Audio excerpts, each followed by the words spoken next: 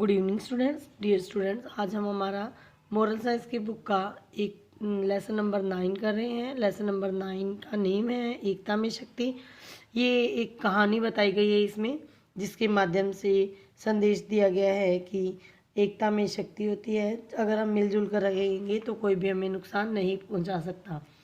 तो ये कहानी है एक लकड़हारे की, एक गरीब लकड़हारे की, जिसके पास खेती के लिए ज़मीन नहीं थी और रोज़गार का कोई अन्य विकल्प भी नहीं था। तो वो लकड़हारा जंगल से रोज़ लकड़ी काट कर लाता, उस शहर में बेचता और उससे जो धन मिलता उससे वो अपनी आजीविका चलाता था। उस लकड़हारे का नाम था गरीबदास। उसके एक उसकी पत्नी और 3 उसके बेटे थे। बड़े बेटा जो गोपाल है, बड़े बेटे का नाम था गोपाल। वो परिश्रमी था, शांत था, लेकिन वो बहुत जिद्दी था। दूसरा बेटे का नाम रामपाल था। वो बहुत गुस्से वाला और काम से जी चुराने वाला था।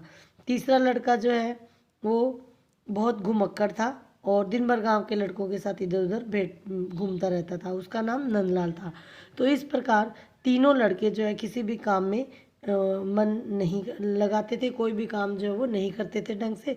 तो लकड़हारा अपने बच्चों के स्वभाव से बड़ा परेशान रहता था, लेकिन उसके पास कोई चारा नहीं था। उसने अपने तीनों लड़कों की शादियां कर दी।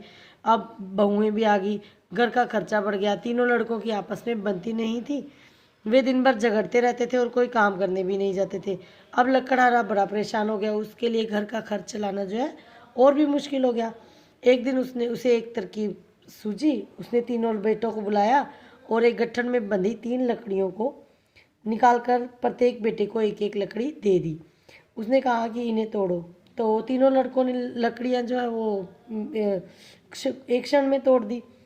अब लकड़हारे ने गट्ठर से फिर से 3 लकड़ियां निकाली और उन्हें एक साथ बांध दिया और बारी बारी से प्रत्येक लड़के को देकर उसे तोड़ने का कहा, किंतु कोई भी लड़का जो है उन लकड़ियों को नहीं तोड़ सका।